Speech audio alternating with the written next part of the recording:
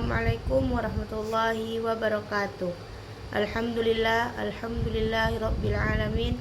Wassalatu wassalamu ala asrafil anbiya'i wal mursalin wa ala alihi wa ashabihi rasulillahi ajma'in. Amma ba'd. Pertama-tama marilah kita ucapkan puji syukur atas kehadiran Allah Subhanahu wa taala yang mana telah memberikan kita nikmat dan karunia kepada kita semua.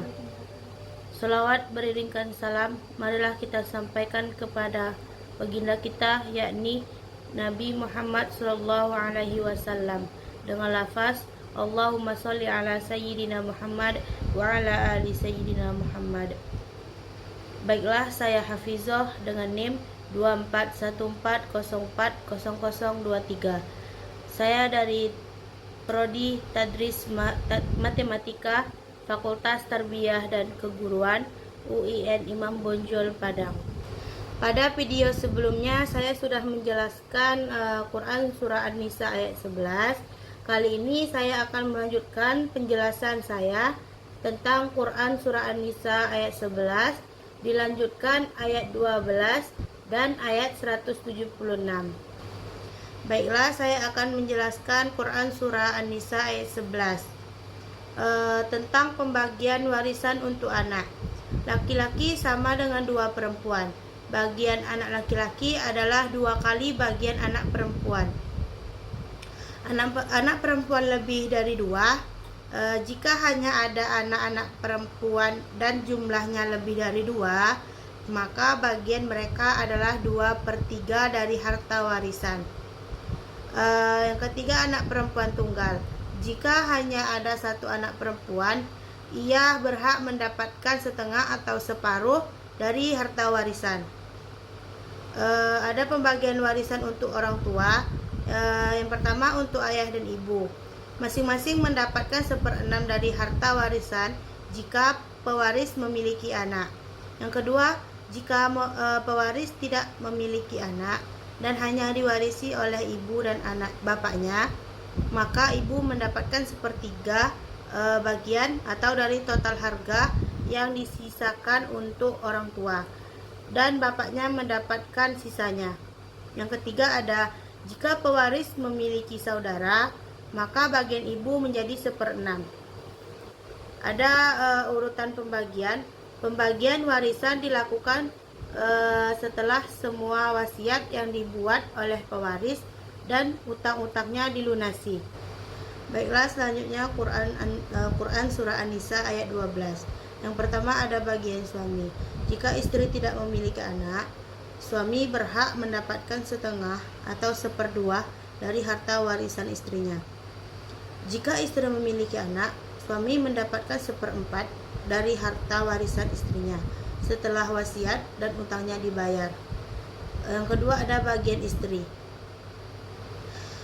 Jika suami tidak memiliki anak, para istri mendapatkan 1/4 dari harta warisan suami. Jika suami memiliki anak, para istri mendapatkan 1/8 dari harta warisan suami setelah wasiat dan utang-utangnya dilunasi.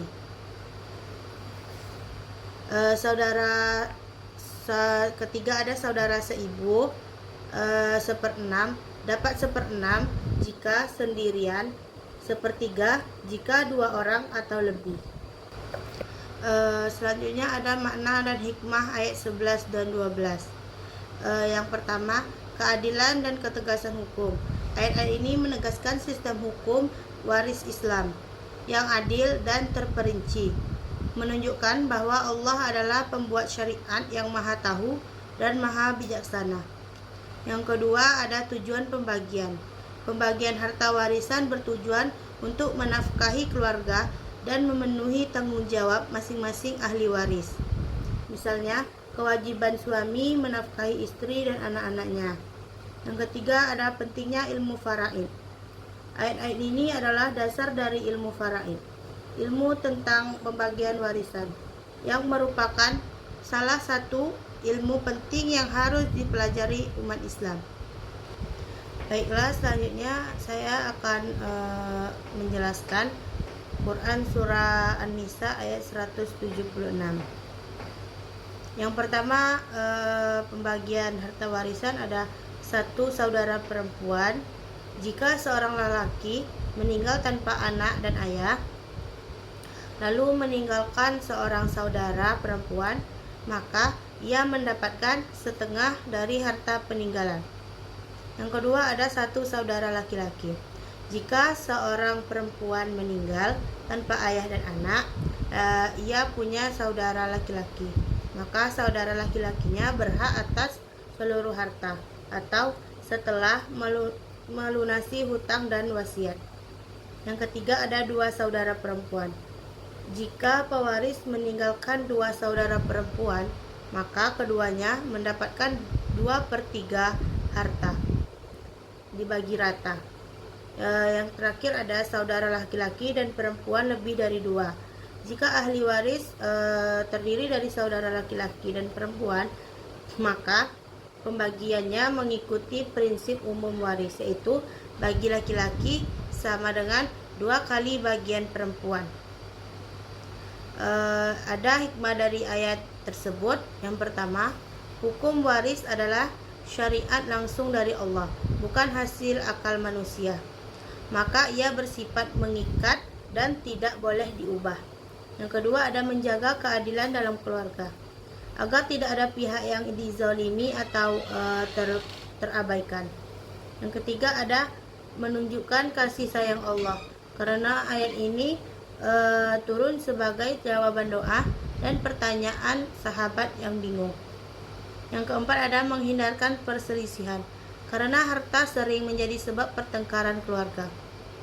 Yang terakhir, ada mengajarkan kesetaraan proporsional, bahwa laki-laki dan perempuan sama-sama berhak atas warisan, hanya saja berbeda porsinya sesuai dengan tanggung jawabnya masing-masing.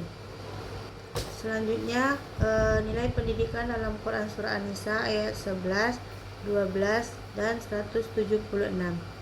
Yang pertama, ada pendidikan tauhid dan ketaatan kepada Allah. Hukum waris tidak dibuat manusia, tapi ditetapkan langsung oleh Allah. Ini mendidik kita untuk taat dan yakin bahwa aturan Allah adalah yang paling adil.